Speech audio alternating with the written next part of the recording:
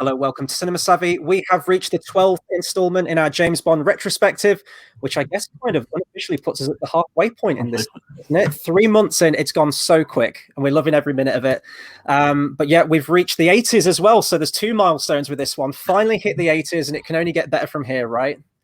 Right? I hope it does, at least. This is 1981's For Your Eyes Only, directed by John Glenn. I want to say it was his directorial debut. I know that he was the editor on at least the last few James Bond films before this. He was given the promotion, clearly, and as now in the director's seat for this thing. So there's lots to talk about this one, and it's been so interesting the last couple of weeks watching, all the comments coming in, and we hope that you're watching along. This is pre-recorded, by the way, so hopefully you're watching along or you're at least tuning in right now. We'll give you a couple of minutes to get in. But there's been a lot of love for this film, For Your Eyes Only. So, I mean, we've been chatting about this film a little bit before. We're going to try and keep it upbeat, but I don't think we love this film. I think it's fair to say we don't love this film as much as most people have in the comments, but there's some good things from this film. But yeah, before we, as always, it's going to be a deep dive. It's going to be completely spoiler-filled. We're going to go through pretty much everything in the film. But before we do, over to George with the socials. Absolutely, guys. As we said, honestly, I'm going to be honest, as we always are, but the comments for this series have honestly blown us away. Everyone jumping on, even if we're not there to check them, comments in the morning, comments after, social media, which we don't normally use an awful lot. We're using it way more because of everyone in the Bond stuff. So even though we're only halfway in, a massive thank you to everyone, because people are flying. They seem to be enjoying it. People are going back to some of our older discussions. So I did share a post as well saying if you missed them, have a check. And as Chris said, we're halfway through. We're halfway through in the series. And before I bring up the actual socials, let's bring up the schedules, because today signals the end of the obviously the second page quarter, 2, halfway. Yeah, page 2, and obviously there is Pierce Brosnan. Oh, there it is. Timothy Dalton. We've got a very interesting few weeks coming up. But as you said, Chris, we're entering the 80s, and there's five Bond films in the 80s, which is actually a fair amount considering there were 2 in the 10s, which is ridiculous. But it's going to be very exciting. So again, we're going to also bring the favorite Bond ranking in a moment, because we're really enjoying this as well. We should actually do one for everyone at home. That'd be pretty cool. But before we do, I'm going to talk about you can find us on our social medias, because we do reply to. We always say we reply to comments channel. We do, but tweets as well, stuff like that. We get involved with people chatting with it. A lot of people saying they're really looking forward to what we're going to say about this film. I feel really bad after watching this film. I sent out a horrific tweet on my own account last night, which I'll actually probably have to bring up at some point. But yeah, our social medias, if you're not there, Facebook, Cinema Savvy, Twitter at cinema_savvy. We've got a letterboxdaccount.com/Cinema Savvy. We've got a link to our TeePublic store in the description below. But as we said, we want you commenting along, commenting your thoughts. And of course, this film celebrating its 40th anniversary, I believe, last week. This has been an insane few weeks, because I'm not going to bring up that podcast that everyone's... As someone new to the Bond community on social media, I've obviously discovered this insane anti-Bond podcast, who I won't benefit and name them, and they were hating on Moonraker the day our video went up. So that was exciting, seeing a lot of Moonraker love the last week. And I know this video is going up before the film comes out. I have seen Black Widow. It is more than a Moonraker reference, my friends, and I'm going to leave that right there. I haven't even told Chris. I'm intrigued. Yeah, honestly, and I was like, Moonraker's popped up there. And then it's For Your Eyes Only anniversary is popping up. We're having all this James Bond talk. It's all fitting in so perfectly. And unfortunately, I'm going to be on a bit of a downer today. So I'm hoping Chris can lift the spirits, because this is a film I do struggle with. But I did give it another chance. This is only the second time I've seen this film. Same. However, before we get into that, as we always do, before we even talk about the film, let's bring up the Bond ranking. So guys at home, if you want to see us set up what do you call it? A community Bond ranking? Maybe we should do something like a poll or something, and we can take the votes from that. Maybe. Yeah, we'll. I don't know why we're saying this while we're recording, but we'll do something. But at the moment, the official, everyone who's jumped on the videos, this is our ranking of the favorite Bond, not the best Bond, the favorite. Roger Moore has took a slender lead over Connery and Brosnan, but Dalton is on the score, and obviously that is he's on the board. We've got eight people so far. We've got a couple more collaborations we definitely know about, and potentially some new faces. So that ranking is going to get interesting. And also worth mentioning, sorry to do a thunder, Chris, this is the last film up till Daniel Craig that you have seen before we've covered it. So you very well changed your opinion, because you've now got a Dalton and a Brosnan to watch for the first time. I've got 2 brand new Bonds to experience for the first time, which is going to be incredible. And, weeks away at this point. I know we're sticking with more for at least the next couple of weeks, with Octopussy and View to a Kill. But I'm just loving it. I'm loving going back through these. I think we worked it out before this. 6 years ago was the last time I went through the Bond films when Spectre first came out. So my memory on this one was a little hazy, and I can kind of understand maybe why it was a little bit hazy on this one. I think it's fair to say. The only things that I could remember about this film in particular was the pre-credit scene, which we'll talk about in just a second, that it ended on like a cliff. That was it. They were the only two bits of the entire film that I remembered, and they're probably the two most standout parts of the film, I guess. There is a lot to cover in this one, though, and I guess the best sort of like jumping off point is the actual tone and direction of this thing, which always comes from the higher ups, the producers and everything. And there's a great quote here from the director himself, John Glenn. He said, we had gone as far as we could into space. We needed a change of some sort, back to the grassroots of Bond. We wanted to make the new film more of a thriller than a romp without losing sight of what made Bond famous. It's humor. So right off the bat, the idea for this one was that where'd you go after Moonraker?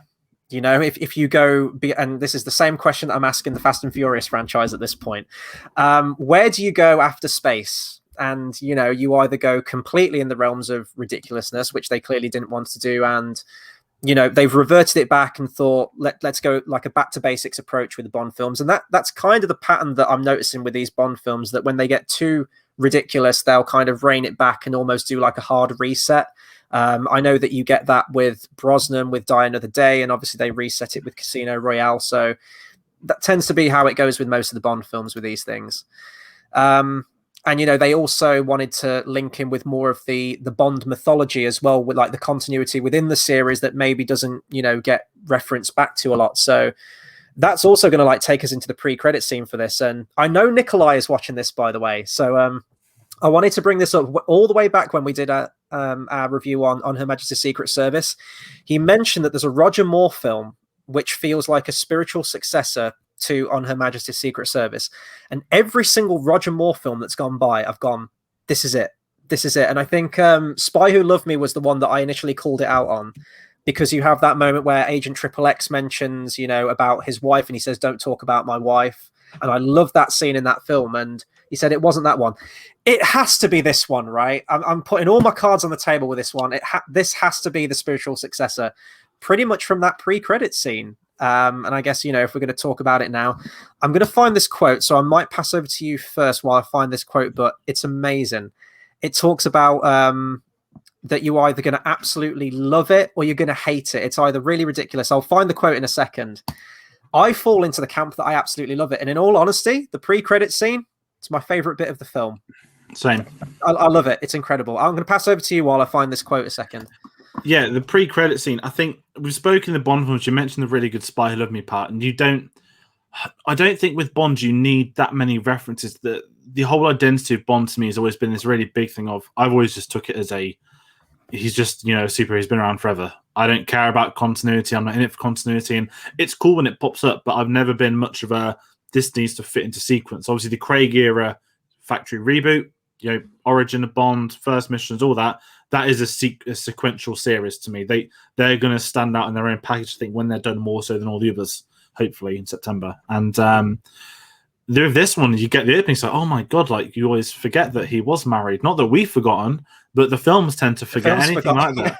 Yeah, and it's like the whole Teresa, and it's got, we've got all the time in the world, and it's like, oh, great moment. And then I think you have to put a Roger Mooreism on it as well. I can't imagine George Lazenby's Bond being a bit weird when the Italian priest does the whole, the whole shenanigans in the helicopter, and it's one of the most. This is where I love the pre-credit sequence, because you get the great emotion from there, and then we get the definitive Roger Moore scenes. Right, we have a helicopter chase, a remote control helicopter by a he who must not be named, Blofeld. Oh yeah, which is also incredible, which we've got to get to, and obviously. We've spoken last couple of films about all the issues, the Kevin McCrory case, and we're going to keep bringing that up for the next few decades, because obviously we eventually got Spectre in Spectre, and nothing about saying he won the battle by slapping it as the title of the film. But I love this pre-credit sequence because it's not just silly, it's phenomenal filmmaking. The stunts of the helicopter flying around, and this is the thing with Bond, where I always think about this until. I know you've not seen the Wars enough, but until more of the more recent ones, they've never really done these massive scenes in England. They've not done here's a humongous sequence at this place or that place. And it's always abroad, which I love as well.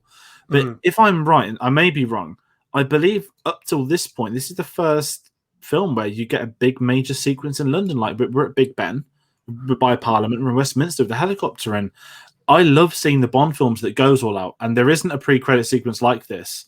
Yes, it's silly. Yes, it's petty. That it's all about the Blofeld and basically a middle finger to the cases and the injunction, but the stunts they were doing in this is incredible, and it goes back to that Bond stuff what we spoke about in the last few films. Going with the skis from The Spy Who Loved Me, going to the jumping out the plane in Moonraker, to this one at the helicopter ride via remote control, hanging off the side of the helicopter. I absolutely loved this, and it's always one of the more memorable Bond opening sequences. Yeah, absolutely. And, as I mentioned, I watched this for the first time 6 years ago, and there's a reason that scene stuck with me, and I remembered it so much. Didn't remember much else about the film, but I remembered at least some point there was a scene with Roger Moore on a helicopter with Blofeld, and I couldn't remember which one it was, and obviously it had to be this one. It was, I just checked here, it was filmed at an abandoned Beckton gasworks in London. And we keep getting these links, especially over the last couple of weeks, the Stanley Kubrick links. And there's another one here. So Stanley Kubrick used that location in Full Metal Jacket 6 years after this film in 1987 when he bought that film. So it's weird how everything's connected. We always say it every week, don't we? Everything's connected. I found the quote, by the way. So it's been described as either out of place and disappointing or roaringly enjoyable.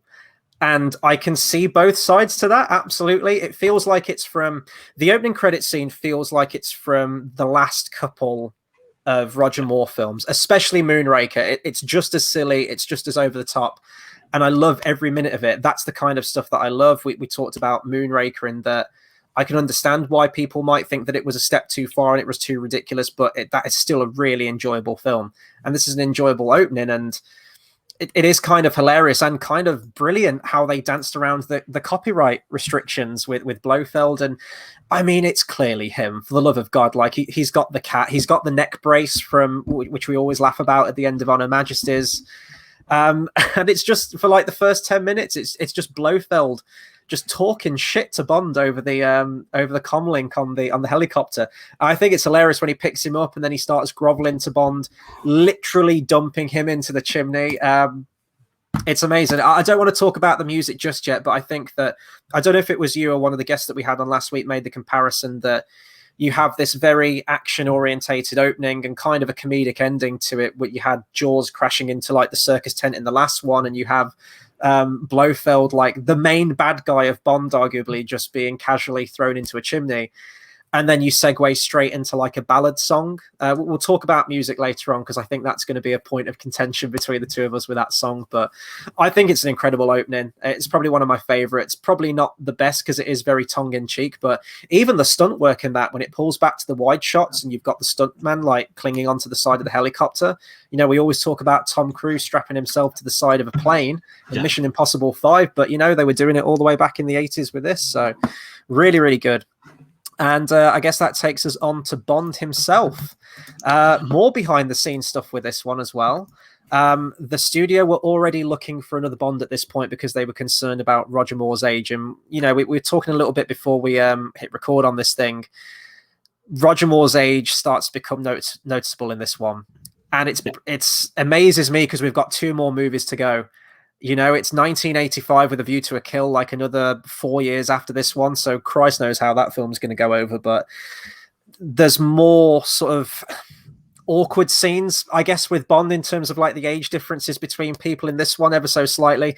There's still like an enjoyable quality to be had with it. And Roger Moore obviously is still always great as Bond in everything that he's in. But they were looking for other people before this point, and I think that Roger Moore caught wind of this, that they were sort of, I think it was very much hush-hush, and they were going behind his back, and I think, you know, you mentioned that Brosnan was lined up. I know that Dalton was lined up as well. He was a name that was mentioned who would obviously go on to be Bond after Moore was finished in a couple of films' time, but he turned it down at this point because he wasn't happy with the direction that Bond was going. So obviously, clearly, he wanted it to go more to the hard-hitting, hard-edged kind of Bond, more from the books, which, you know, I haven't seen those films yet, but I've heard that is very much the case with his 2 films that he did.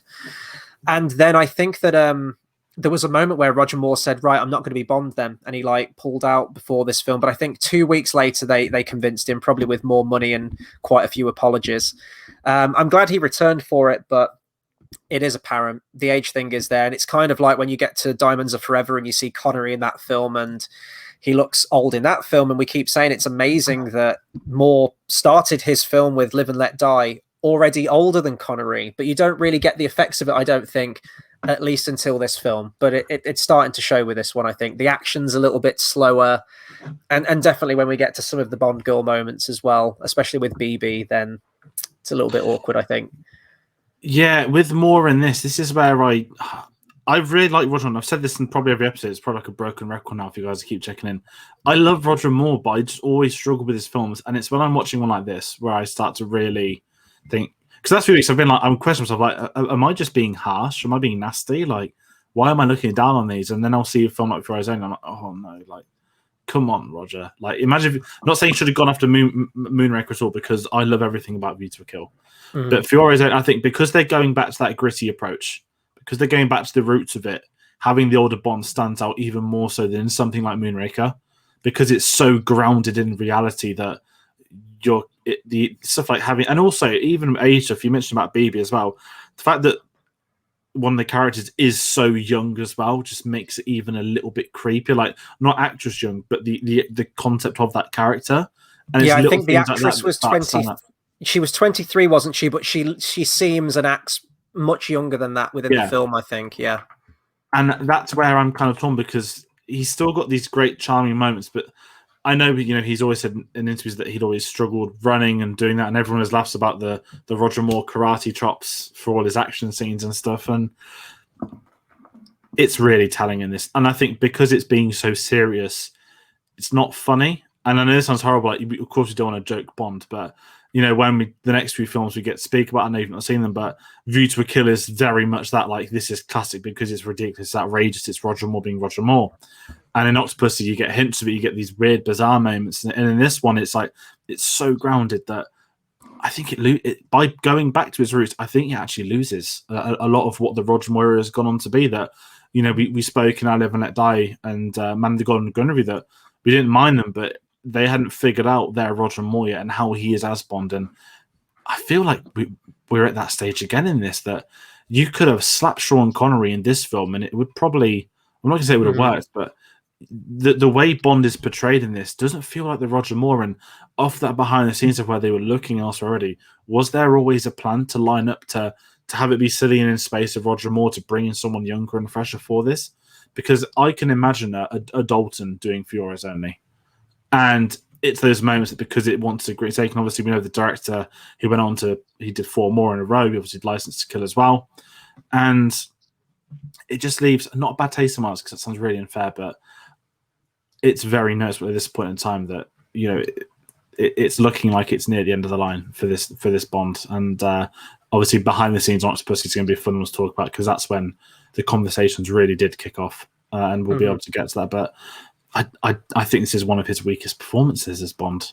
And it's a shame, because we love him, but you just look at how much fun, I don't want to say words like fun, but you just go back to the last few films and how he's been as Bond. And this one just feels like he's sort of locked up. And I'm not saying it in a bad way, but it's kind of like he wants to raise the eyebrows. He wants to be suave, but I feel like he's being held back. And I don't know. I just don't know why. I don't understand. Maybe that's just me.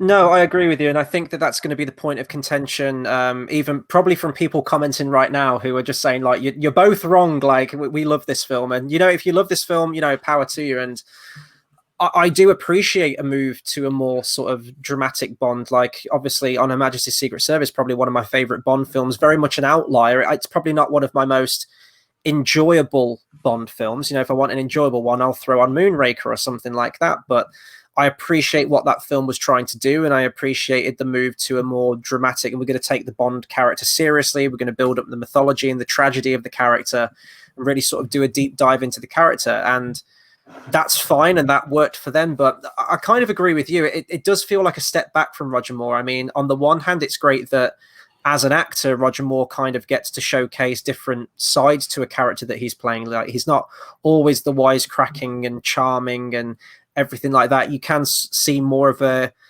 kind of a brutal side to him in this, in some aspects, like the more hands-on approach, like especially the bit where he kicks the car off the henchman in the car when he kicks him off the cliff.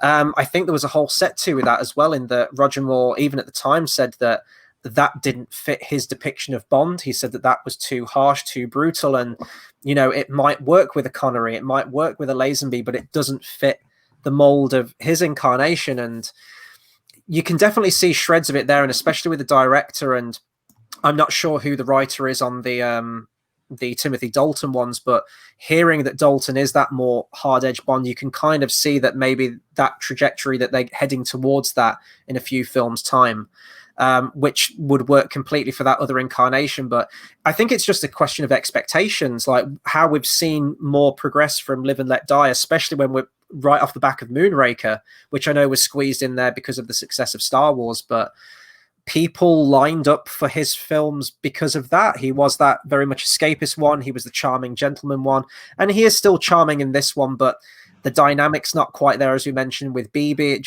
It feels like the dad a little bit at a wedding, doesn't it? Almost like the sleazy old guy hitting on the young girls. And I think that gets worse, doesn't it, in View to a Kill? I think I've heard that they definitely double down on that one. But Roger Moore's still great, and I'll always champion Roger Moore. Like, I think he's really entertaining, but it's just a question with the tone. It doesn't really fit his incarnation of Bond, I think. And I think that's probably why I don't feel as strongly about this film. Maybe some might see this as a nice outlier, like it's sort of like Roger Moore flexing his acting muscle and showing like a different side to Bond, and that's all well and good. But the Roger Moore that I know from like the previous ones is opening credits scene Roger Moore. That, like, if the whole film had been that felt so much more at home for him, and it was ridiculous and it was over the top, but you had like that nice little moment at the grave of Tracy. But then, because the rest of the film, for the most part, plays it totally straight, there are some bits that are a bit ridiculous. The ice hockey thing where he's knocking them into the goal. I felt the tonal clash more with this one. Moonraker was a film that knew exactly what it wanted to be, and there are some scenes in Moonraker which we talked about, like with the dog scene, which did feel like it was straight out of a horror film. But for the most part, the tone of Moonraker was pretty consistent. It was over the top. It embraced the fact that it was over the top. And, it was pretty consistent throughout. This one, it wants to be that sort of introspective, serious Bond film, but then you have the Citroen chase with people getting perched in a tree, and, as I mentioned, like the ice hockey thing, and there are some ridiculous moments, and I think that clashes more for me with this one. It doesn't feel as consistent as, say, a Ridiculous one, and it doesn't feel as consistent as On Her Majesty's Secret Service was as a dramatic Bond film, I think. And I think one really big thing of this is that we spoke so much about Moonraker, knowing that they squeezed in Moonraker, before we got to this film. Obviously, the end of Spy Love Me says Bond will return if Euros only.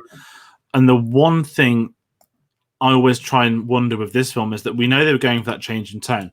How much of that was influenced by Moonraker? Because even if this film was straight after Spy Who Loved Me, it'd feel different. It wouldn't feel right. And maybe that's just me sounding a bit silly. I don't know the ins and outs of the writing history for this film, but I feel as if there was not necessarily another plan, but Moonraker came out and they probably were a double-edged sword. It's like, do we keep it going the way it's been going, or do we revert back to the original? And I think this film is just like an unfortunate casualty, because when you get to the next ones, it's sort of switched back.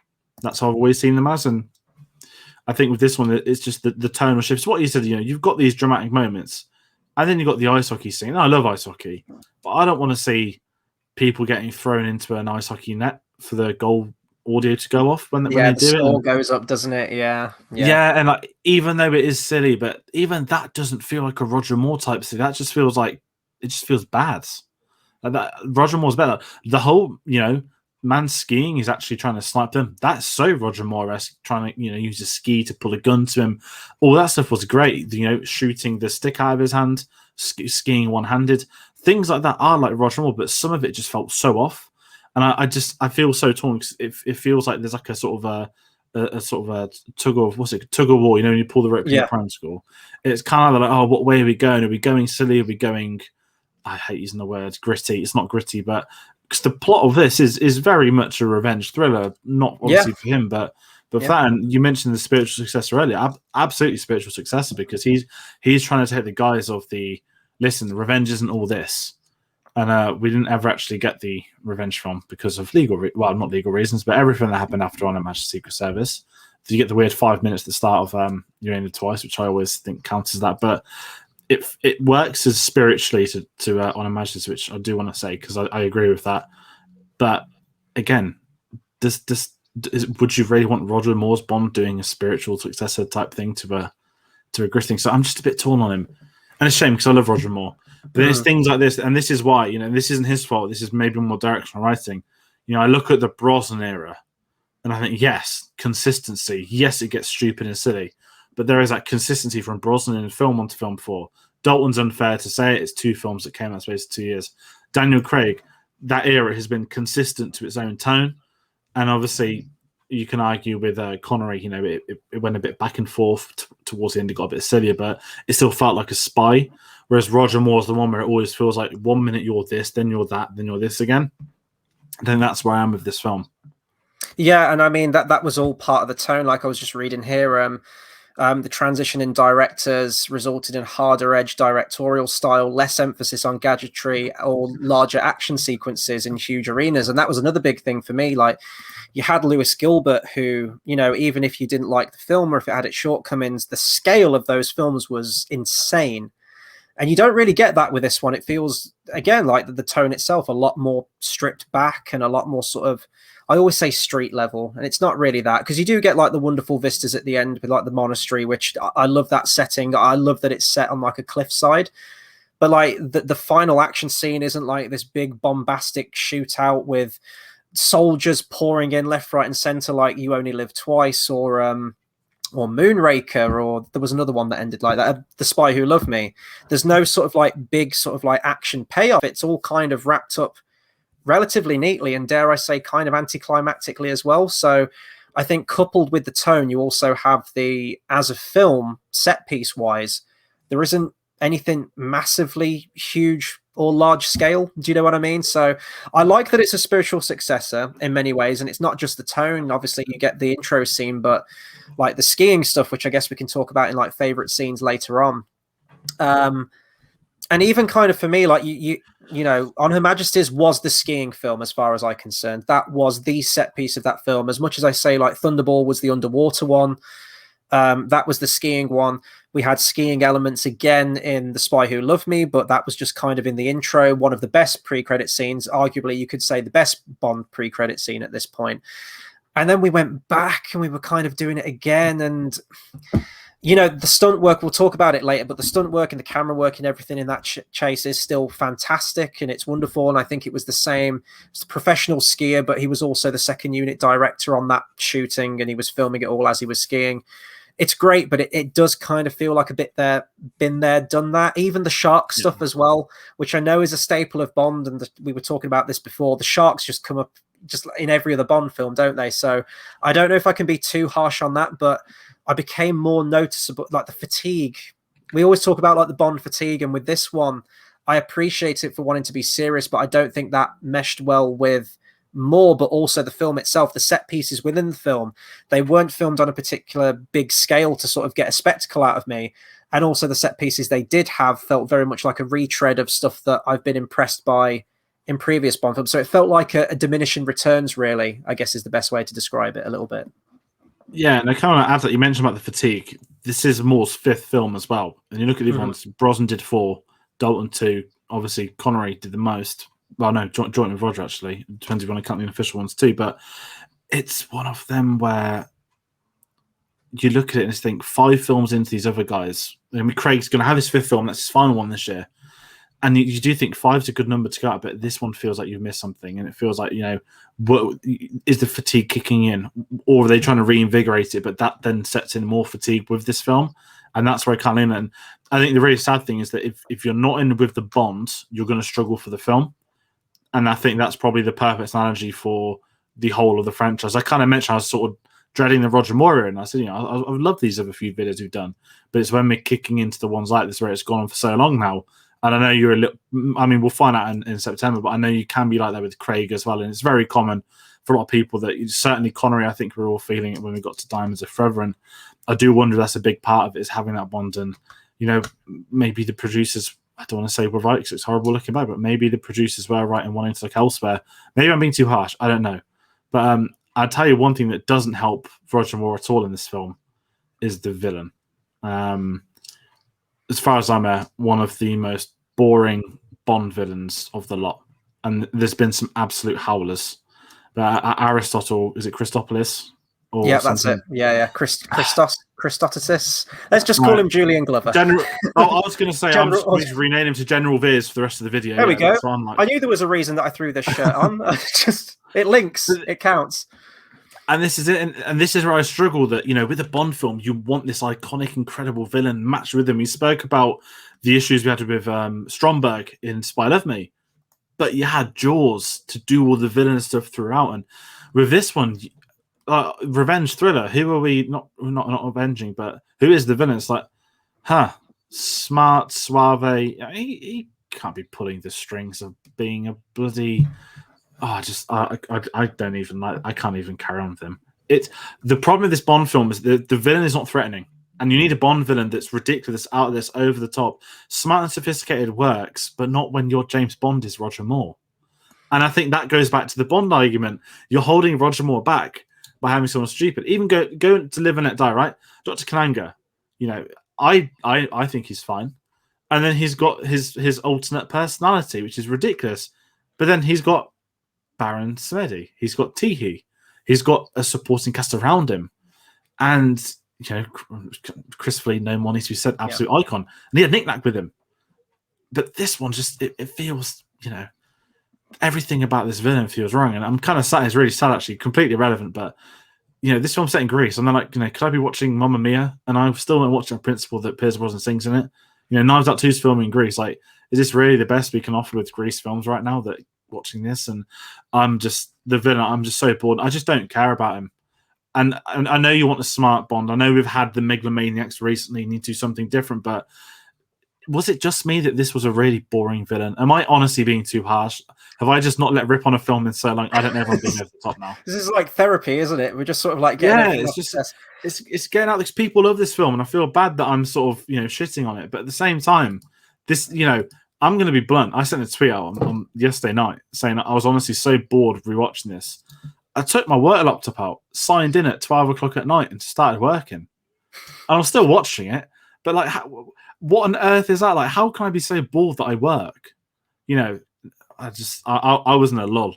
And again, there's nothing about this film that's pulling me into it. Mm-hmm. Saying, this is incredible, this is great. And there was a couple of moments, we spoke about the pre-credit scene, but I just, mentally and physically drained getting through it.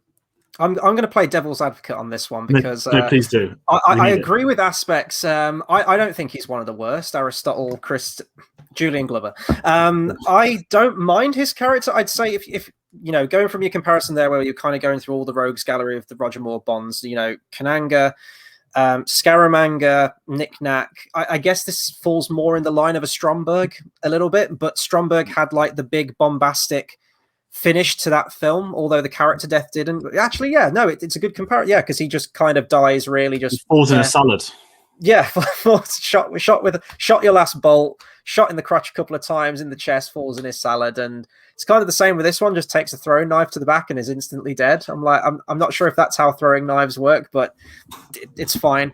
I like the concept of the character, and Julian Glover, fantastic actor. I think he always plays a good villain, whether it's General Veers, whether it's Donovan, which I know that came out in 1989, so it was 8 years after this film, but he always plays a good villain, and he is a really good character actor, and he has a strong presence, and he has sort of this cold, stoic quality to him. But I believe him in the role of sort of this wealthy, he's like a former war hero, isn't he? Turned smuggler. I think he plays it very well. I think it's just I think what Tom off A to Z podcast mentioned, he doesn't go camp enough with it. And I think with Roger Moore Bond, there is an inherent campness. When the Roger Moore films are firing on all cylinders, there is that inherent campness. And I think with the restrained feel of this film that it has, it's kind of he does feel a bit underwhelming. So I'll agree with you on that. I don't come down on Thunder like you do on it. I think he's fine. I think he works for the film, and I like the dynamic with kind of the other enemy in the film, but he's also kind of an ally towards the end. I love that he's got beef with this other smuggler character, Topal, played by Milos Colombo. No, the character's Milos Colombo, played by Topal. I think he was in Fiddler on the Roof, actually, if I remember rightly. I was doing some reading. Yes. I love that sort of like interplay between the two, that they've got their history and they've got a vendetta against each other. And that plays into the theme of the story, the whole theme of revenge. We'll get onto it more when we talk about the Bond girls in just a second, but I love how there's that rivalry between the two. Then you have the Bond girl who wants to get revenge on Julian Glover's character.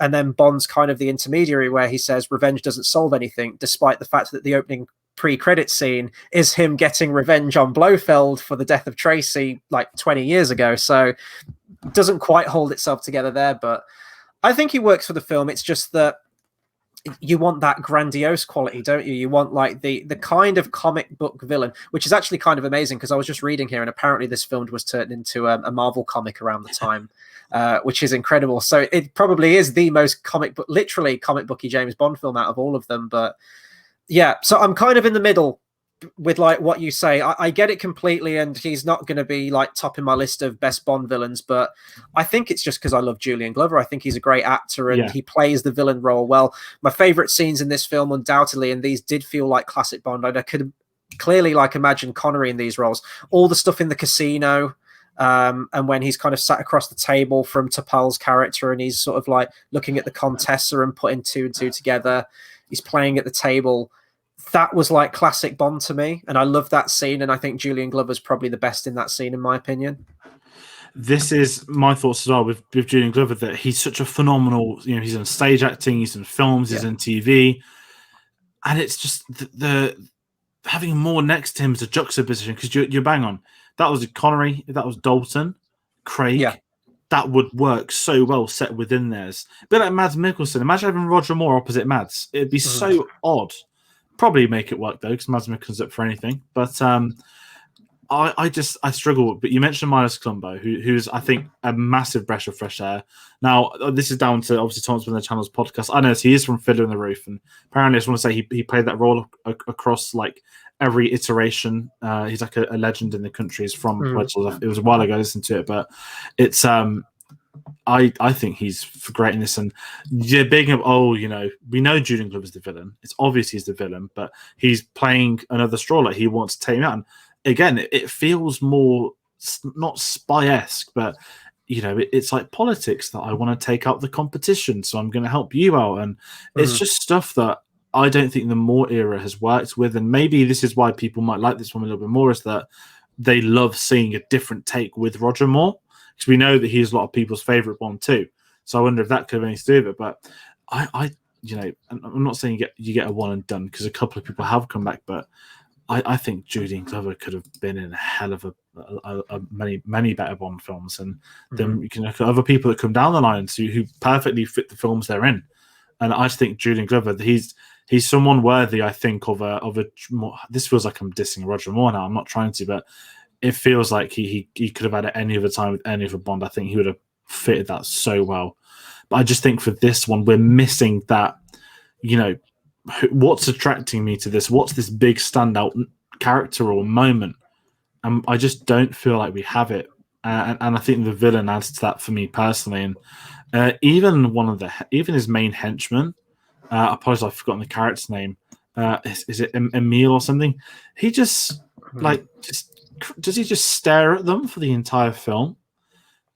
And he runs over the person, which we'll get to because it's ridiculous. But he even as a henchman, if you've got a bad villain, just please have a good henchman to lighten the mood or have some entertaining stuff. But all his standoffs with Bond, I think it's just really disappointing as well.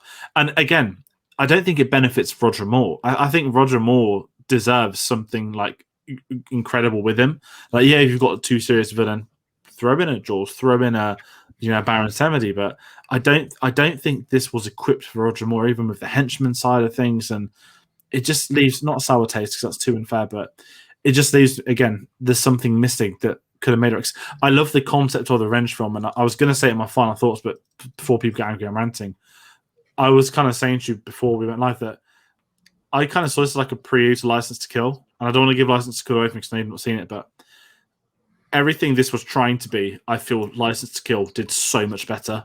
Mm-hmm. And we're only a couple of films, the same director. When you said it to me, same director, when I clocked it, like makes a lot of sense. It feels like hey, this didn't work out personally for us. Let's do it much better down the line. And you had the better Bond for it. You had the better villain for it. You had the story, revenge, all of it. I'm not going to say anything more than that for you because I've not seen it. But I've come out this evening thinking like Fiorezoni is basically a poor man's License to Kill. Mm-hmm. Horrible. Yeah, and I think like reception on this film as well. I know that when it came out, it was sort of like mixed to positive, and I think like there was another Bond film that did that as well. It might have been On Her Majesty's actually. Sort of contemporary reviews have somewhat changed or become more positive. I think some people are still quite mixed on it, but I think it is people sort of like appreciating that different tonal change that they were trying to do. I was just reading this actually interesting. I think we may have mentioned this on one of the earlier reviews.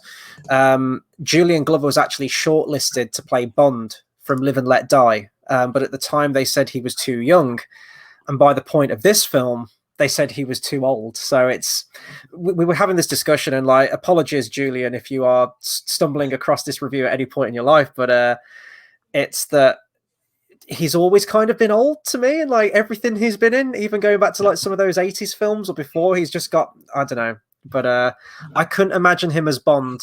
Like, even watching this, like I couldn't imagine that. So they definitely made the right call. But it's interesting how he was always kind of in the loop somewhere as a potential possible Bond, and then ultimately he did end up in it just as one of the villains. I think he's fine in it. But on the concept of villains as well, I guess, you know, I guess this character sort of takes the place of the henchman. You've got Eric Kriegler, who's the biathlete, he's basically like Ivan Drago, really, isn't he? He's just this unstoppable guy who keeps pursuing Bond. Gets a really cool death though towards the end, played by John Wyman. But even in terms of henchmen, he's just kind of, and it's not even down to the fact that he doesn't say anything, because I mean, for God's sake, Odd Job and Jaws, right? Two of the most, well, yeah, the top tier Bond, James Bond villain henchmen, and they don't say a word. So I don't know if it's me just being overly critical on every aspect of this film just because I didn't care for it, but I think like Eric's fine. But if you're going to do like a list of best henchmen in a James Bond film, would anyone even know who Eric Kriegler is if I just gave the name out there? You know, he's just someone to fight in like the final scene, and like, thank God that we had someone to fight, because at the end it's just pretty much just done, dust your hands off, and that's the end of the film, isn't it? It's really quick. But you know, some of those skiing scenes earlier with his character, I do love the bit where like right at the end of the chase where Roger Moore sort of like falls off his skis and stumbles in the snow, and I think he goes through like the barn, doesn't he, and like vaults over the trough or something, and then he just like throws a bike at Roger Moore and it doesn't land any. He just like in desperation just yeets this motorbike towards Roger Moore. So I got a laugh out of that, but in terms of a character, in terms of villains, it's definitely it's lacking that campy quality. I think that memorable quality, even from like a Drax from last week, who's fantastic in my opinion. I don't even think you needed an end of the world plot, because this isn't that. But I think it is down to, I don't want to say performance. It's just the tone that they went for. You know, it's the writing, it's the story, it's everything from the higher ups and the different tonal change. So, you know, if they wanted a serious, more grounded Bond film, then congratulations. I guess they got what they wanted. But I think it's just the little ingredients, isn't it, here and there, especially more chief among them, that doesn't fit that mold, essentially, that new mold. Yeah, I mean, not to keep sort of harping, but it's kind of like, can you imagine Craig suddenly doing a Moonraker? Like, oh, I'd love that. I would love that, but it would be completely random. Yeah, it's kind of like Knives Out. It's like and Logan Lucky, right? Like, imagine if that was just suddenly James Bond, and you can tell Craig wants to do something like that, so let's not give him too many ideas. He might come back to do it, but it's one of them where, if you are Eon, and obviously I'm not going to give him, I'm not going to tell what to do. I'm not qualified at all, but if you're going to make a big dramatic tonal change, it should really be done with the new Bond. And again, going back to that point, if they were trying to oust him before this, I think that's maybe in their long term. But then obviously he came back to him after this, so and it does go down that more traditional route, which I'm very excited to talk about. I'm so excited for 2 weeks' time. But let's talk about the Bond girls as we always do, because there's a couple in this. I'm gonna not rant on about one of them, but we've probably got one of the worst ever deaths in cinema. When I say worst, I don't even mean like it's just annoyingly stupid trope, but that's not the main Bond girl. So before we do, I guess it's worth starting with Melina, right? We're introduced to her at the beginning of the film. This is the revenge mission. Her parents were gunned down in a phenomenal scene. I absolutely love the machine gun on the plane, and I love the final shot of that as well, where it kind of like zooms into her eyes, doesn't it? I think like when she's like standing over the bodies. Yeah, it like zooms in on her. I quite like that. It's like a cinematic shot. I thought that was pretty cool. Yeah, and I don't mind her, and I don't think, again, I'm not going to sit here and say she's up there with Tracy. Tracy's the set standard, right, for our conversations. Yeah. And we'll get to Casino Royale eventually, but I like with this one that for once it's a Bond girl that has a purpose. I know that sounds very unfair because a lot of them can do, and some, but the whole revenge concept, I quite like the fact that it's not James Bond doing the revenge for a change. Mm-hmm. And so many Bond films with this, it gets personal to him, goddammit, and then he must take revenge. But I love in this one that she's very much at the forefront. She wants to be involved. She's set on this mission. She knows what she wants to do and how she's going to go about doing it.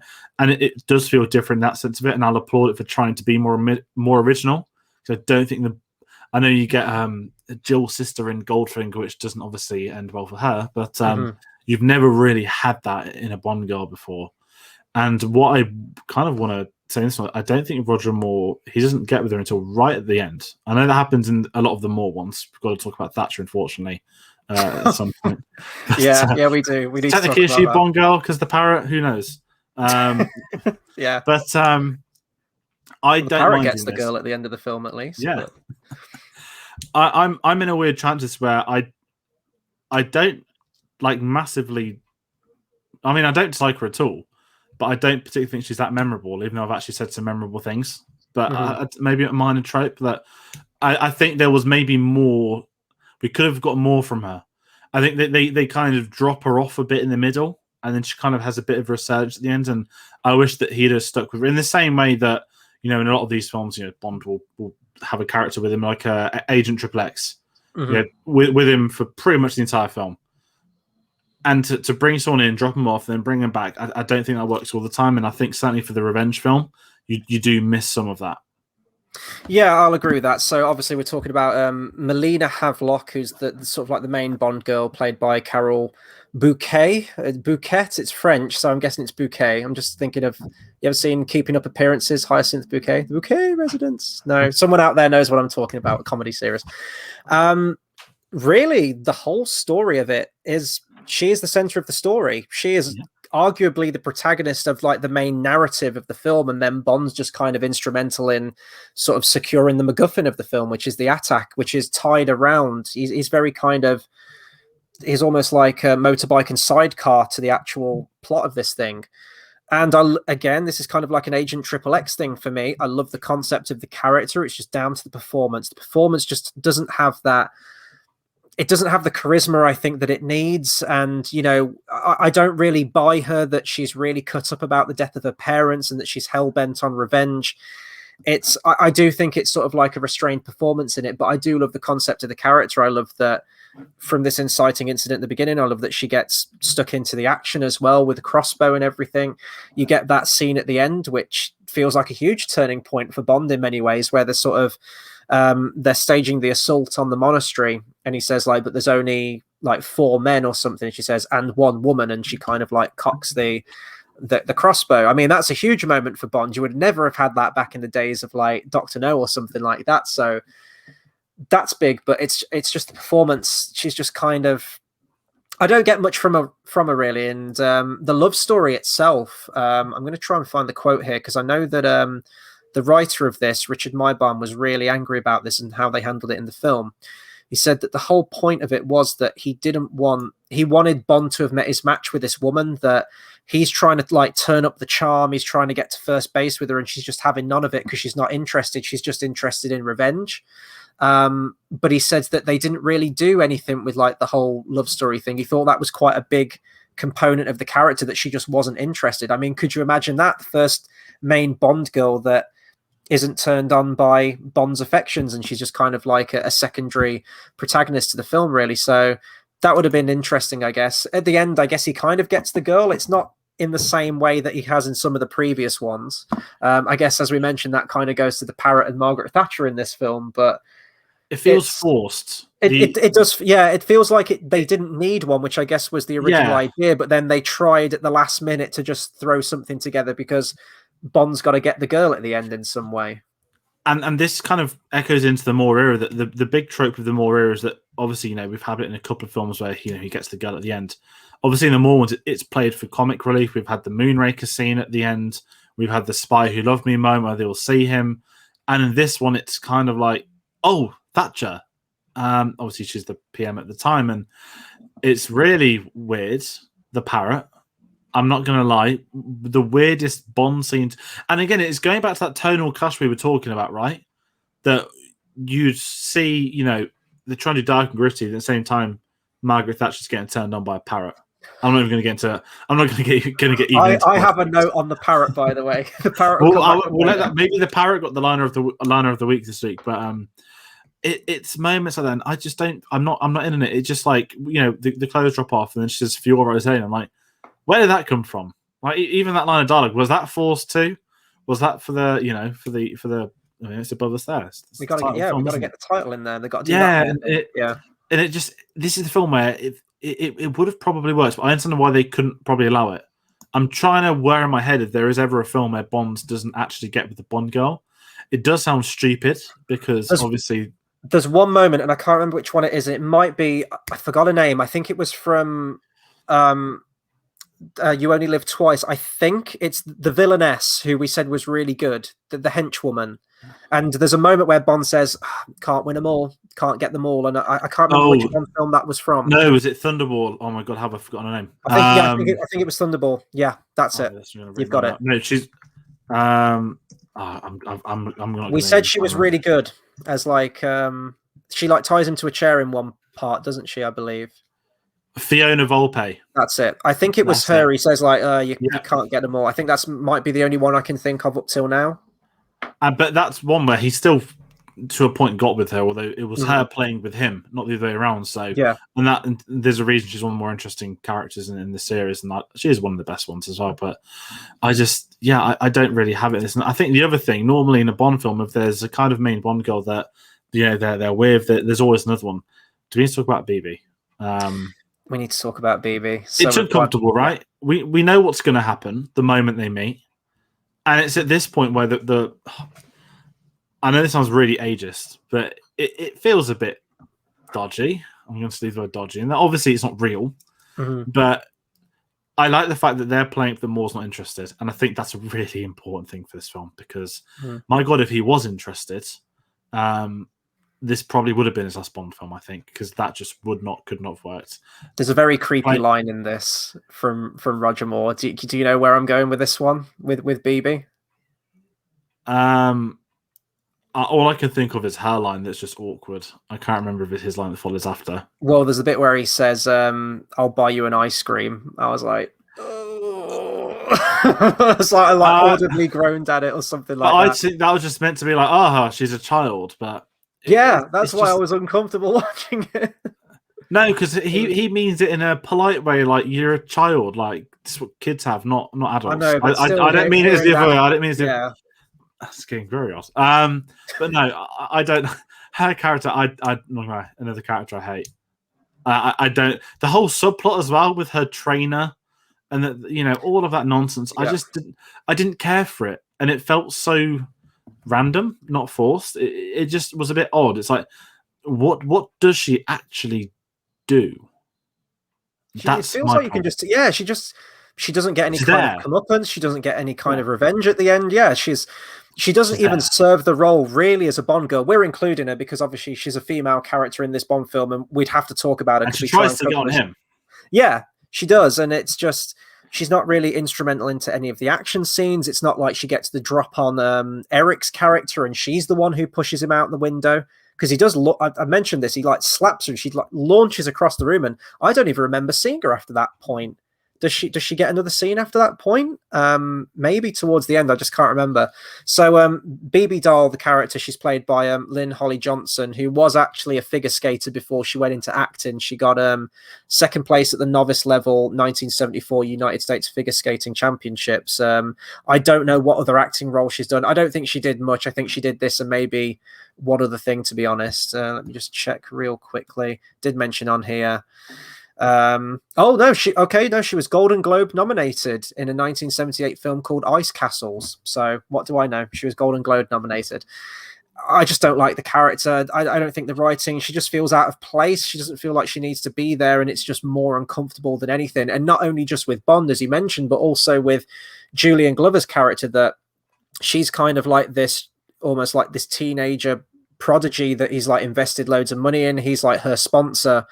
But then there's a line towards the end where she says something like, I know why you're really interested in me, implying that he's got the hots for her and he's trying to get with her a little bit, like a lecherous old man kind of character. And she just doesn't need to be there. I don't think she's funny. I don't think she's charming.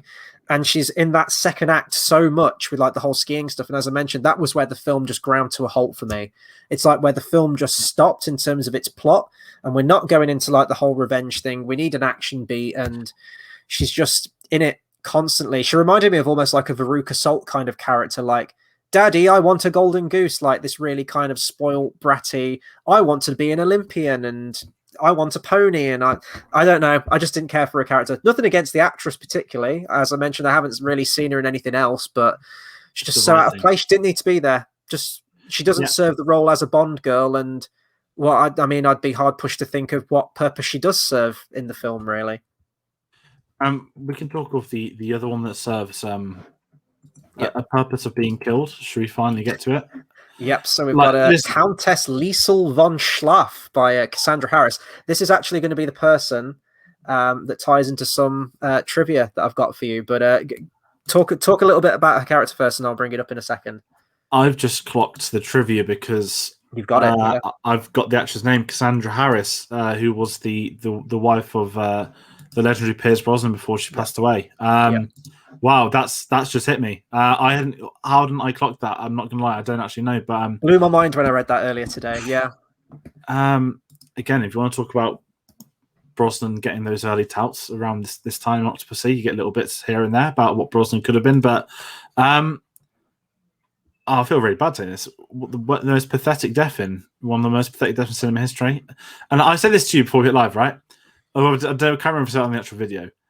You watch horror films, and you always know, oh no, the door's left open. You know, I don't like horror films because it's not that I get scared. I just don't.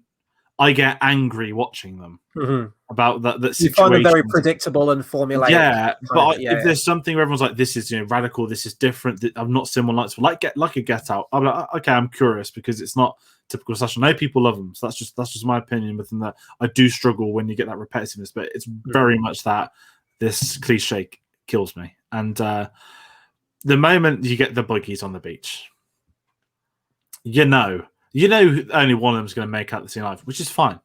It's a Bond trip. But the running away in a straight line on the beach, you see it come. I mean, you don't even need to see it coming a mile away. It's really. I hate using words like stupid because it's a fictional film. It's James Bond. Last week we'd laugh and say, yeah, he went to space in this film. But this one's kind of trying to be grounded. And I'm just there like, that death is so unnecessary as well that she's not really served a purpose in the film. She's betrayed, Julian Glover, and he kills people that betray him. But it's just one of them where I could see the same. Like, what was that character he did in the film? She was just there. She was just there so that Bond's kind of had Bond slept with someone. They're tied into the villain, and they will pay the price. It's such a Bond trope, and we're so used to it now. But I just think it's a waste of a character, and it's how much time is spent with people like BB when we could have had.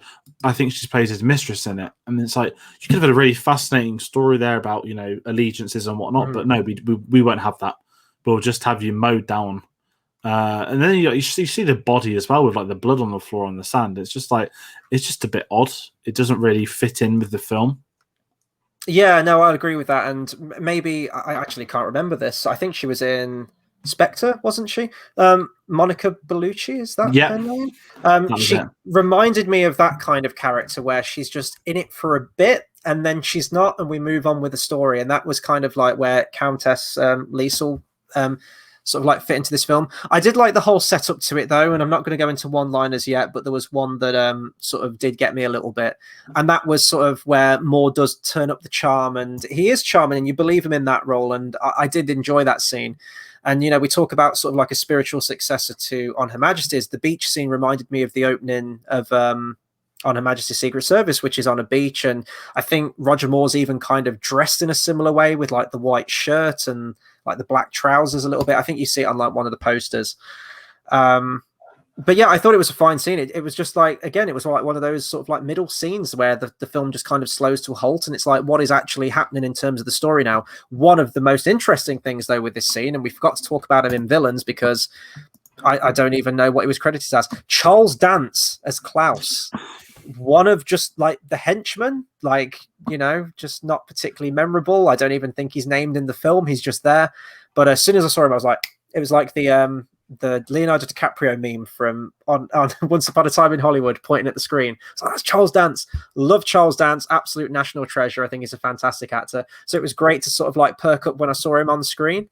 But yeah, it's just kind of like a random set piece. I think he gets the information that he needs and then she's dispatched and in a very comedic way. Run side on, run into the sea, do anything, just don't run away headlong from a car. It's never going to end well. That's not how you run away from something. It always reminds me of him. I was watching Monty Python on Friday, and you know the scene at the castle. Oh, he's running towards the castle. Well, he's running towards the castle, and it's. I just kept thinking that when I was watching it. I know it's completely different, but you could have just put a sound effect on the buggy, like a "yeah," like the sound effect. Completely irrelevant, but oh my! I wish we were talking about Holy Grail. That'd be great. So good. What? Oh God! What do we do? Is that the next section? Are we on? I think that's it. We're on to the music. So we had an incredible discussion on the Rocky franchise last year, and obviously Bill Conti comes to do the score for For Your Eyes Only. There is no Roger Moore running Rocky montage, which we were robbed of. Glorious. The thing of this, so John Barry, and another film in a row where we say he didn't come back because of tax reasons, which is it's tax evasion, and James Bond is very much committed, right? I mean, I'm not, isn't it? Yeah, and like, I mean, I love him, but people forget. Like, I mean, I'm gonna not rant about F1. Oh, Lewis Hamilton lives in Monaco. Like, every F1 driver lives in Monaco. Roger Moore lived in Monaco for many years as well. You know, there's a bit of a Bond thing here. Sean Connery in the Bahamas, John Barry, loads of other stuff. There's probably way more going to come down the line, but it feels like each week we're talking about someone else not coming on because of tax. But who knows? That being said, Bill Conti coming for the score. It feels very not 80s, but this is 1981. It feels like you're entering a new era. It's not the disco sort of vibe of The Spy Who Loved Me, but it's the last feels like 70s. It's not quite 80s yet. It's like a transitionary period. It's transitioning. That's it. Transitioning, and that's the best thing. And I think I'm not going to say it's a memorable score. I mean, I think Bill Conti in the interview, the main thing he did, he said that they basically let him. He could do whatever he wanted as long as he played the James Bond theme during action scenes. And I think that's a kind of always a really good thing and a bad thing. It gives him so much freedom up to a certain point, but if you didn't know it's Bill Conti, you wouldn't know. I don't think it has that Karate Kids, that Rocky effect. And we know obviously he's a legendary composer, he's in so many films, but he's there to serve a purpose as a composer for a Bond film. And we kind of before we spoke about Zimmer. Sort of that's another one, I guess you could say, that bringing in like do you have all tier musicians or do you just have sort of like legendary ones? But composer wise, I think Barry and David Arnold have personally always been the big two, and some other ones have to fit in with the Bond system, and it doesn't always work. So I'm intrigued for Zimmer, but Bill Conti, he did get to work on the main theme, which did get an Oscar nomination. So I guess he's got that, but it didn't feel like a Bill Conti score. Yeah, and I think that's testament to Bill Conti as well. If I hadn't have read or seen that in the credits and whatnot, that he did the music to this. I wouldn't have known who did the score to this, and certainly not Bill Conti. I think he's a very versatile composer. Like, obviously, you remember him from like the brass sound and like the main themes from like the Rocky films, but even the Karate Kid, same director, same kind of sports film, I guess, in a way. The soundtrack is so completely different from the Rocky films, even to that. And, just looking through some other films he's done. So this was post Rocky 2. But obviously the Karate Kid films didn't come out till 1983. So they were still 3 years away at this point. But yeah, it's like the score's fine. It's very much sort of like funk and sort of like electro a little bit in some parts. I did make a note though, the gun barrel music was particularly awesome. So whether it was more funky or whatever it was, I dug the sound of the gun barrel music at the start, which Conti did. Obviously using a lot of themes, and I do appreciate that he did use a lot of sort of like Barry's themes and like the main Bond theme itself still. Okay, we've reached it at last. We need to talk about the main theme to this thing. So we have For Your Eyes Only by Sheena Easton. Interestingly enough, before this, and this was sort of like another undiscovered Bond song for me earlier, that Debbie Harry, obviously from Blondie, was meant to do the song. They had the song written. The song itself, For Your Eyes Only, was written by Conti and Michael Leeson, and they wanted to bring Debbie Harry. I guess, Blondie was massive at the time, right? And that tends to be a thing that the producers tend to do, go with who's popular or who's memorable in the charts at that time. You definitely see that with the 80s ones as well, when you get to like Aha and Duran Duran, and even kind of recently with, Sam Smith, Billie Eilish, etc. So they wanted Debbie Harry just by herself singing the song, but they had the song written and they just wanted her to sing it. And she turned it down because she wanted her band, Blondie, and she wanted to actually write an original song for the film herself with her band. They didn't want to play ball, so she was dropped, but she did release that song For Your Eyes Only, which is on a 1982 album, The Hunter, which I listened to for the first time today, and I kind of love it. It's very much a Blondie song, and I'm a big Blondie fan, sort of like 80s pop. I guess it sort of like falls into that same vein as Alice Cooper's Man with a Golden Gun. It's just like what could have been. It sounds kind of Bond-esque. There's like a guitar riff in it, which does fit it. And I will say that going from the pre-credit scene into that Blondie song, I think would have been a more natural transition from pre-credit scene into theme, in terms of like keeping the tone consistent, because you do have that very sort of like wacky over the top pre-credit scene. And then the song that we get, Sheena Easton's one, it's just like slam the brakes. Let's go into like this soft ballad one. And I can see you're raring to go, George, already. This is one of my favorite Bond songs. I love it. I'm a sucker for like a good ballad one. I always say that I love the Bond songs that are the really bombastic ones, that are a hype man for Bond himself or the villain.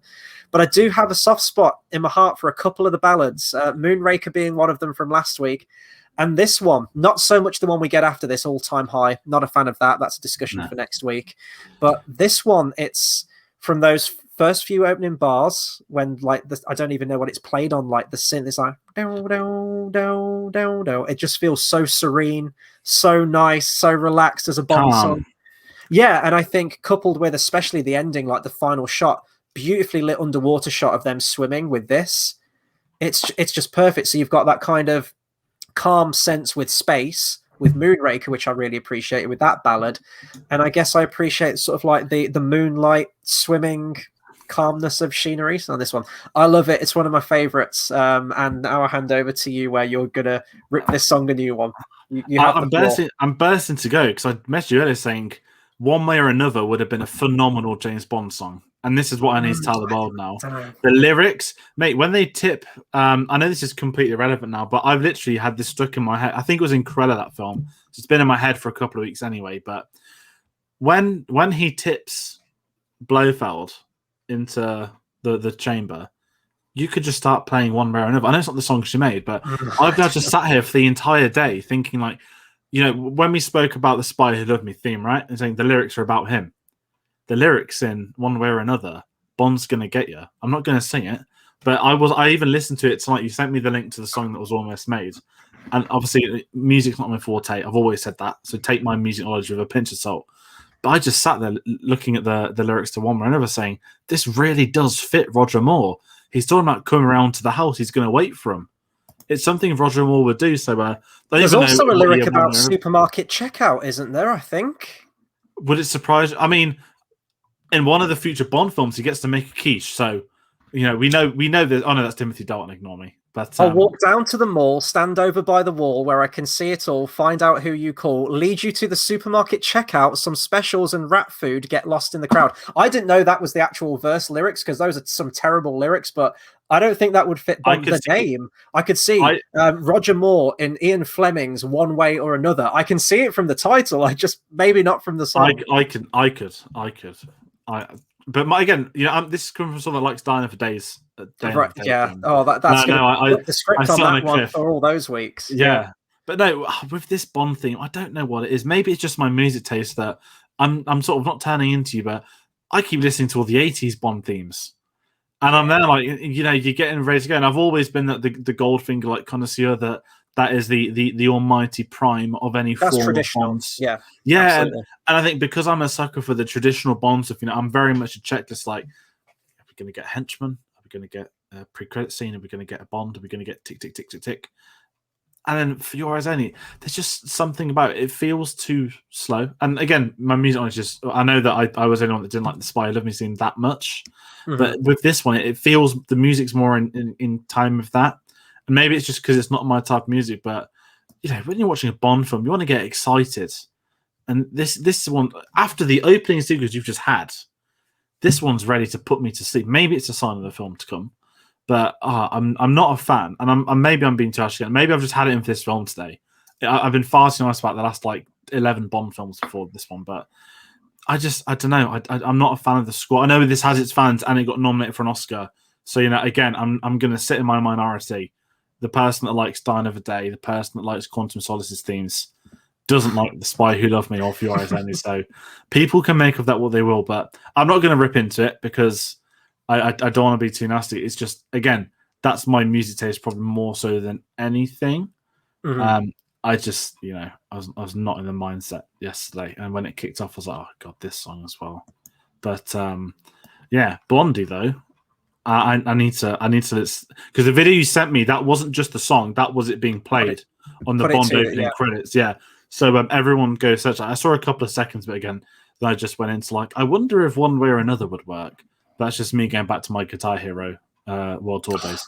Loved it. Actually, one thing I do want to mention about this song, and I don't know if it's the only Bond film to do it, if it comes later on, but it's the first Bond film where the artist actually appears on screen during the pre-credit scene. You see Sheena Easton singing the song in the actual credit scene, a clip of her singing it. Definitely the first one.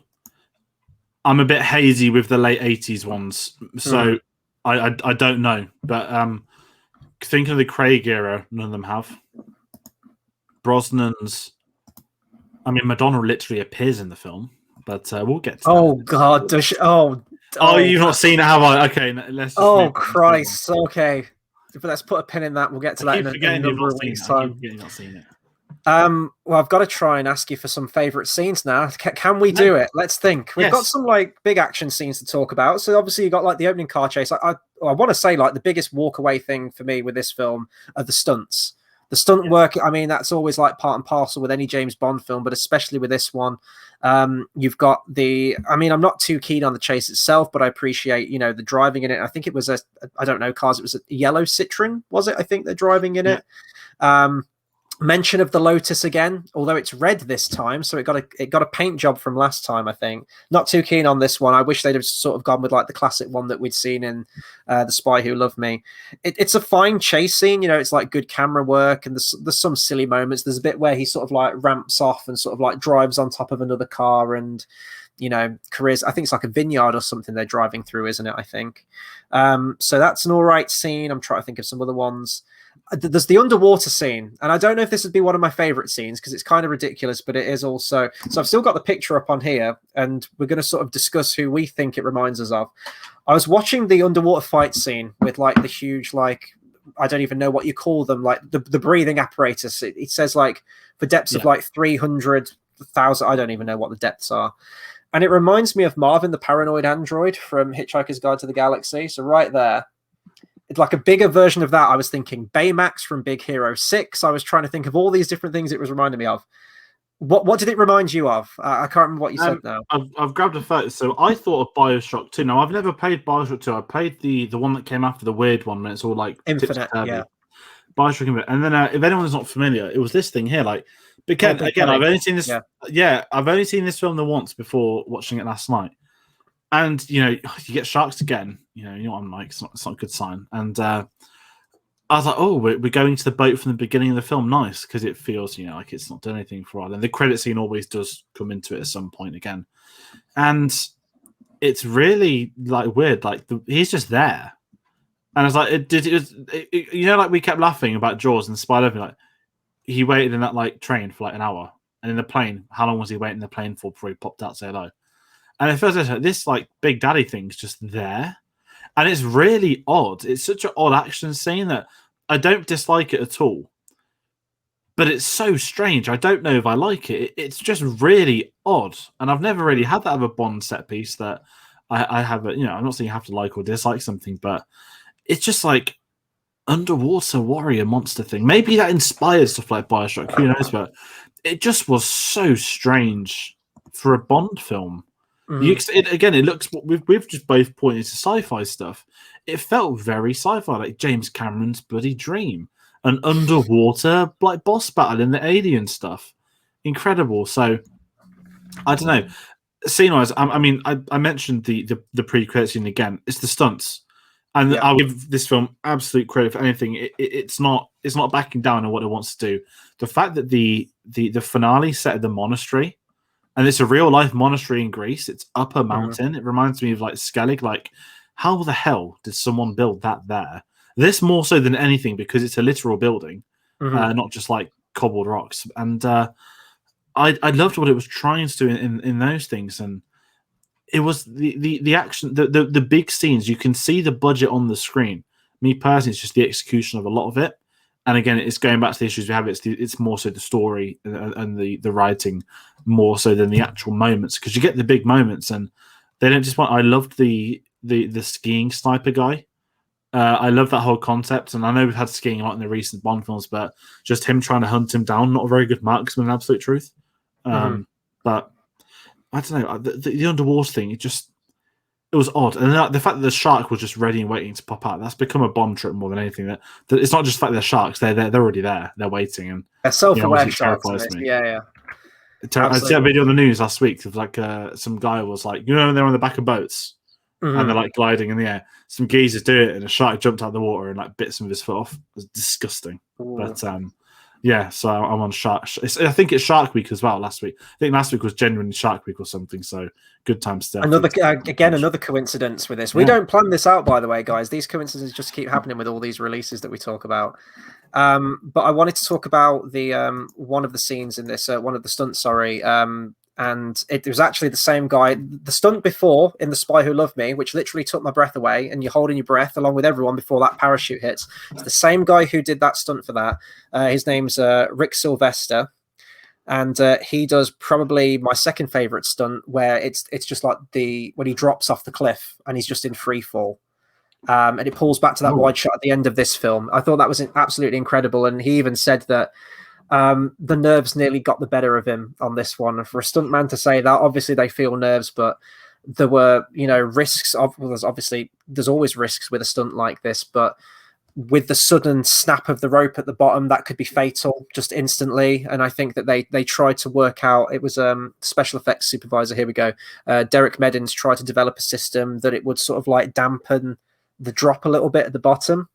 But it's incredible. I think that was one where anyone falling from anything, and especially we always talk about it, CGI and everything, when you know that that's actually happening and that's an actual stunt that someone did, it's just absolutely incredible. So and yeah, like the monastery of the Holy Trinity, Meteora, I think the place is that it's called, where it's from. Great set piece, and I actually like that that's the place for the climax of the film. I think it's really different. It's memorable. As I mentioned, I always remembered the pre-credit scene with Blofeld, although we can't call him Blofeld, and I remembered the ending. And I think there's a reason for that, in that we haven't seen a cliffside Bond film. We've seen the skiing, we've seen this, but we haven't seen anything like this. And it was quite funny to read about it, actually, because the monks of the place were trying to screw up the filming for everyone. So apparently there was a Greek bishop. He was paid to allow them access to the monastery and to film there. And it went to the Greek Supreme Court, which is quite amazing that it was, it's the Eastern Orthodox monks. They were kicking off that there was going to be a film crew rocking up to film there. It sounds like a comedy skit. It's amazing.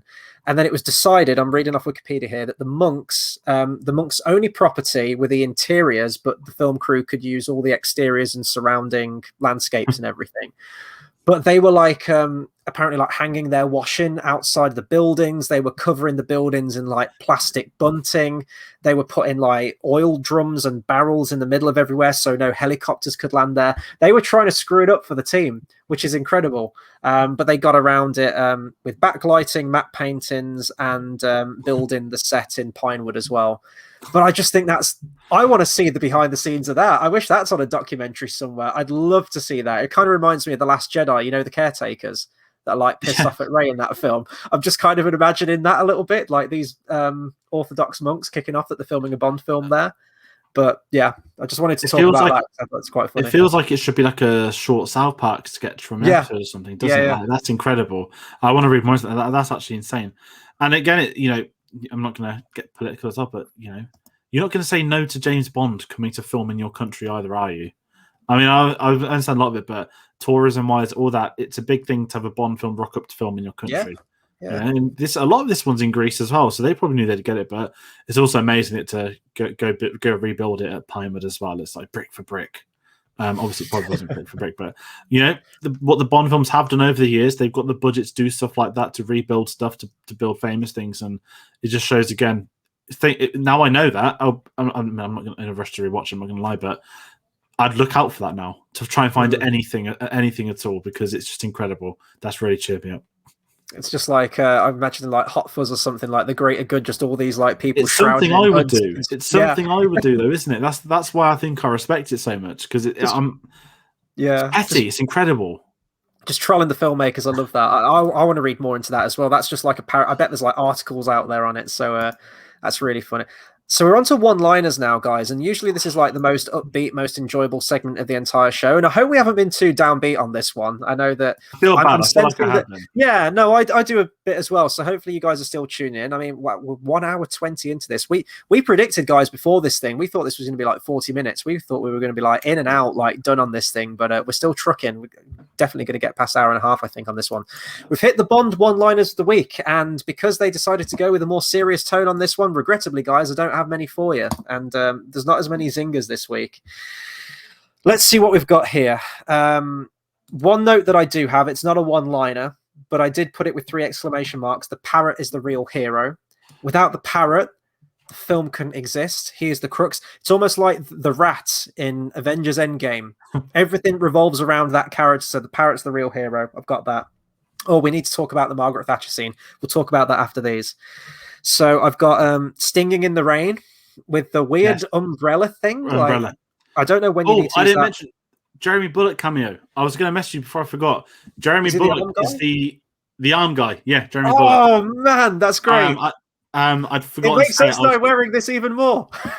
I saw it again last night. I was like, I always know it's Jeremy Bullock. I was like, should I message Chris? I was like, I didn't know. I'm glad you mentioned that. Yeah, I'm glad you mentioned the umbrella. What an incredible! I was like, who are we going to plant an umbrella to? And just like hand them this umbrella, and it's like these claw things come down. Like, it's going to rain today. I'll make sure I have my normal umbrella, and they've got the dodgy one. Yeah, well, that's just you've got to hand them the umbrella first. Like, I want to know what happened. Somewhere there's like a Robot Chicken like Q series where it's like all his like weapons being put into a practice. Like, does it like rip the head off and it just pop up in like a little football or something? Like, would it be clean to behead you? Somewhere there is a Q gone wrong series, and I think no, let's not give Amazon ideas. Actually, let's not. What else have I got on here? So it's the moment where he goes back to the Contessa's house, and the chauffeur outside. Bond just turns to him and says, "I won't need you anymore tonight." And it's kind of like this knowing glance between the two of them, and then he heads on inside for a nightcap and a little bit more, I think. Honestly, that's it from Bond. That is it from Bond in this film. And you know what? Because it's his last performance until Spectre, I'm giving the Bond one-liner of the week to Blofeld from this film in the intro. He says, "I trust you had a pleasant fright." And that's a line that Roger Moore should have, and Blofeld has it. So you know what? I'm giving it to Blofeld this week. He gets the one-liner, and I'm sorry, guys, but that's all I've got for you. That's it for one-liners. There were a few more. He says, like, don't lose your hair or something, where you've got more, and he's just like slapping Blofeld on the head, which is great, but that's it. I'm so sorry, guys. I feel like I've let everyone down this week, but that's all I got from it. I honestly, there wasn't many I could think of. I mean, I don't write them down, but even watching it, there was like audibly like nothing really there keeping you on bar the umbrella one. I was like, stay in the rain, nice. But to be really quickly bring up Thatcher. Bring up Thatcher, right? I mean, I'm not going to get into politics. Obviously, I've done politics on the podcast before, and obviously, you know, I don't want to upset people, but obviously, she's a bigger villain than this Bond villain was. So I'm going to just leave it there that the biggest villain of this film was the chuck in air. And obviously, it's not the real Thatcher. Thank God. No. But, so Janet Brown, she was Scottish comedian and impressionist, and was famous for doing the Margaret Thatcher impression. I just, it was so weird. I mean, you always know it's there. You always know it's there. But you know, I love the Bond sketch with the Queen from the Olympics. That was so perfect, and I know that the Queen kept it a secret from the royals and everything that she was doing it, so none of them had a clue. But when you bring in, I mean, I know these are always contextual, but you don't have that kind of contextual. Do you bring in like a copy of the Prime Minister? Like, you know, yes, you've had, you know, Russian and your British people and things like that as well. But this is one where you just don't. What's the word? It just feels a bit too real for Bond standards. And I'm glad it's not something they sort of brought her back, because obviously she stayed in power. I was going to quote Obi-Wan then, but let's not. But yeah, it's so weird. One thing actually I feel really horrible. We've not mentioned that Bernard Lee obviously isn't in this film. I was just searching it now. Yeah, we need to talk about that. I don't know how we've got from that. Let's end on a good note talking about obviously. Well, it's equally as depressing, really, isn't it? I mean. We try not to get political on this show, but sometimes it slips out a little bit. But yeah, you know, obviously Burnley passed away. Who is? This sounds horrible. I'd forgotten he wasn't in this film, and obviously he was. But I think because he's so imposing in the previous entries, he's been around for so long. And I think because this film doesn't really, I think Moneypenny's in like one scene, two with that. You feel as if this film, you don't use it. It's almost like because there's a new M, they're not going for it's not ready yet. It felt too soon. Obviously, when he passed away, I think was it just before film? It was just as they started filming, but they hadn't got to his scenes yet. So obviously, he couldn't be M. But I do respect Broccoli for not recasting. That was one of the stipulations. They didn't want to recast M in the film. And then, you know, within the film, we have Jeffrey Keane playing the Minister of Defense, who takes that role. And I think they say something like M's on leave, don't they? There's like a line in the film where they mention that he's not available at that moment. Yeah, and I think, you know, the one thing Broccoli's always done, he's very much, you always hear them talk about, oh God, family memes, Fast and Furious this week, but they've always said Bond is very much a family production from the get-go, from the use of crews, the whole Pinewood stuff, keeping that core cast. It's always been very much that relaxed environment, and that would have probably been a really big thing for them. And I think it's just a mark of respect as well. That obviously down the line, you know, there would be a recasting and whatnot, but when it's something so sudden like that, it's not some that I think is well to avoid sort of digging it in.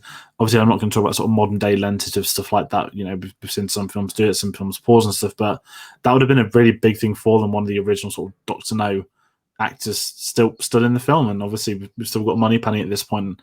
I think with Q as well, they're probably the big three left. And again, it's always been very much that MI6 stuff, is that when you go back to them, they feel like a family. That Bond he's not coming off annual leave, he's come for a mission, but him reunited with the group of them, it's always that like scene you're always looking forward to. And so I mentioned it's the checklist scene, you know, Moneypenny to M to Q to the mission to this to the gadgets, all that. And it's a weird one, because it feels bad that you don't notice it as much in this, but they're not trying to say, oh look, he's not here, or like have an empty chair, anything like that. It just sticks to let's get the film going. I don't know if that makes sense. Yeah, and those characters kind of keep it grounded in many ways to where the franchise started off, right? You know, we've gone through 2 other Bonds now at this point, so the Bond keeps changing, the directors keep changing, and everything like that, and the style and the tone of them, but those characters have been there pretty much since the beginning. So I think it's important that they are there. And I do like that they didn't recast him or anything like that late in the game, because that would have been quite insensitive, I think. I actually don't know if they explain his absence or get a new M within the next film, or whether it's not until you get to like Judi Dench territory where we bring in a new M. I'm not sure how they handle it, so I guess I'll find out within the next couple of Bond films. The last thing I wanted to mention regarding this film, sort of like the behind the scenes, just really quickly, this was the last Bond film to be distributed solely by United Artists. After this point, the company was bought in and absorbed by MGM from, well, I won't say from this point onwards, because we know that even recently it's still changing studios and, you know, people being bought out and everything. But that's probably like a big filmic one, at least in terms of the franchise at this point. I guess that takes us into... are we going to go into overall opinions on this thing? sorry, guys. I do genuinely feel bad, but you know we can't fake it. You know we can't say we like something if we didn't. I don't hate this film. I don't think it's like a poorly made film particularly. I think it's, like most things, it's complicated. I think that I do commend them for wanting to have a more sort of like reserved tone than what Moonraker was. That was very ridiculous, and I love it because it is. But there would have been a sense of having to rein it back in some way. So tonally, I don't really have a problem with it, what they wanted to do. I think it's just a tonal mismatch, really. Roger Moore does feel like he's being neutered in this film. It feels like a very much sort of like restrained performance from him as Bond. It's great that he gets to showcase some of the more serious take on Bond, the more introspective Bond, but that's not what makes Roger Moore's Bond entertaining, and I think they've hit the nail on the head of what they needed to do with him in the likes of The Spy Who Loved Me, in Moonraker. That was when Roger Moore looked like he was having the most fun. In terms of set pieces, like, it's well directed, it's well shot, but because it is restrained, I don't really get that sort of grandiose sense of spectacle from the action set pieces. The things that I enjoyed most about this film were pretty much almost like the little short film at the beginning, the pre-credit scene. I did love the callbacks to On Her Majesty's. That's because I've got a soft spot for the character of Tracy in that film in general. So I enjoy all that stuff and the references to that. And the music, as I say, I like the main theme to it.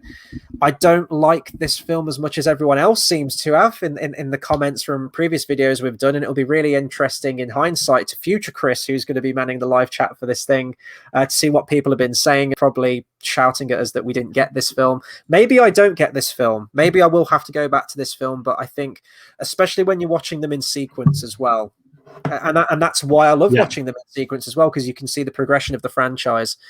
It does feel like the drag chute's been let out on the franchise at this point, but where do you go after space? And you know, that was clearly the question that the producers were asking themselves. So was it the right move? Probably. Is it one of the most entertaining and best Bond films in my opinion? No. And that's sort of like the be all and end all for me. It wasn't as campy, it wasn't as memorable, I don't think. And that's sort of like the full stop at the end of it for me. I'm in a weird transfer. I'm not gonna lie. You said it for me.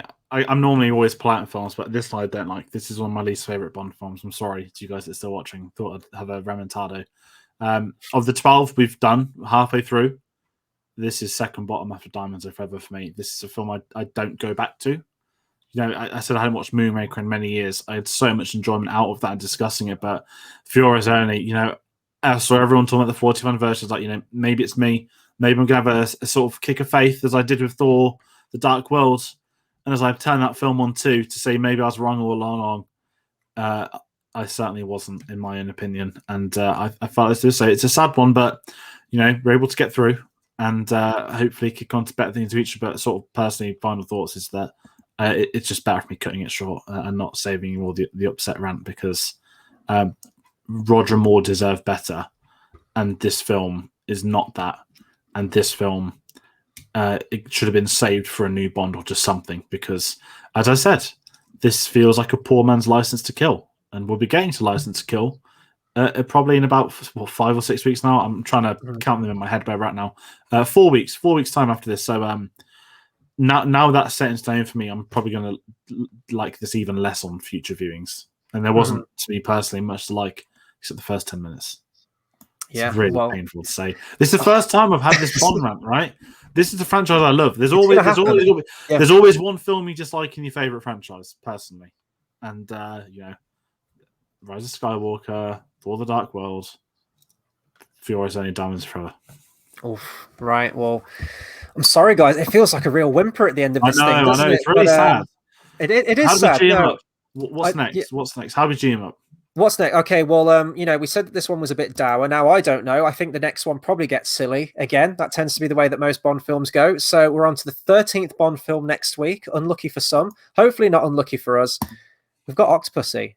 That's going to be Tuesday, the 13th of July. So, as always, every Tuesday, 8 p.m., we'll be there for that one. And you will see some other people on that one. We kind of took it back to basics, as this film kind of did, with just the two of us on this one. But we will be joined once again with really 007. We had an amazing time on Moonraker, and I can only imagine the conversation that we're going to have next week on Octopussy.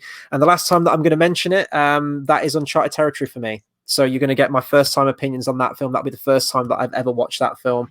I'm looking forward to it. I'm so on the Bond hype at the moment. And even when you get a film like this one that we didn't care for, it's all part of it. And it's just getting us closer week by week. And as we said, halfway through it. Next week will be more than halfway through. It's mad that it's going this quick. I look forward to every Bond film that I watch every single week. So we hope you enjoyed this one, or at least tolerated it, even if you didn't agree with our opinion. But we hope that you enjoyed it enough to tune in next week for Octopussy, because that's going to be a real fun one. And of course, we want to hear from you guys. Let us know how wrong we are about this film. Let us know your thoughts on For Your Eyes Only. Don't forget to like, comment, share, and subscribe. As we said, the social media engagement we've had on this retrospective, I think when we started this thing with Dr. No, we didn't even dream that we'd have this much engagement or, like views on it, or like it's been amazing. And we love talking Bond with you. So please do let us know your thoughts on this film. And obviously head over to our social media. I'm going to hand over to George to go through the rest of the socials. Absolutely, guys. So Facebook, Cinema Savvy, Twitter at cinema_savvy, letterboxd.com/cinema savvy, and we've got the TeePublic link in the store below. But as Chris said, the engagement, Twitter seems to be the place where it's all at. We'll send tweets out and people are jumping back and forth and loving it. So, get involved on there. We did ask who's your favourite Bonds on the tweet a couple of weeks ago. We had a lot of Brosnan comments. So we'll put something together behind the scenes to try and figure out how we can get you guys involved a little bit more in future ones. And obviously this one is pre-recorded, so hopefully we'll have a live one soon. I think there's one film that could be tremendous to be done as a live discussion, but we'll discuss that behind closed doors as well. But again, thank you all for putting up with this. This has been, not a very pleasant experience for at least one of us, maybe both of us. But what I will say to that, there's going to be one film you dislike in a franchise of 25 come September. You want it to be in the middle because you're already there at the start. It's going to pick up. You don't want to start or end on a bad note. You want to just right in the middle. You can move on pretty quickly, and so do we with Octopussy. So, I don't know if that rounds up everything. No. A few Bond fans that want to watch things that aren't James Bond. Don't know if Bond fans, and there's not really a war, is there? Is there a Jason Bourne fan base? I don't think so. They're very quiet if there is. They probably piped up in 2007, haven't been seen since. Obviously, Mission Impossible, we adore. I think there probably is a bit of a fan base there and arguments and whatnot. But other shows we have on the channel, we don't have a Mission Impossible retrospective. We do have our Loki spoiler discussions. They normally go ahead every Wednesday at 8 p.m. But of course, the football is on tomorrow by the time this video goes up. So we'll get that done earlier. We haven't got a time yet, but obviously the England game is on tomorrow night, so we'll be doing it a little bit earlier than usual. But if you want to hear our spoilerish thoughts on Loki, this is the place to be. And we have a Black Widow spoiler discussion coming this Thursday, which is going to be fun to do because we get to watch it properly at the cinema this time, not on an awful screener, which is the last time I'm going to criticize them. Hopefully we just stick to in-person screenings in the future. But that being said, I feel as if I've missed something else out, but I don't think I have. So I'm going to thank got a lot of everyone. stuff coming out. We talk about films there's always that aren't just James Bond in between. Yeah, exactly. But we're loving Bond, and there'll be more Bond stuff down the line. I'm willing to drop that as a tease to make up for how bad we've been tonight. So I want to thank everyone for watching, and please come back and listen to us talk about Octopussy, which will be a much funner experience for you all. Thanks for watching. See you guys.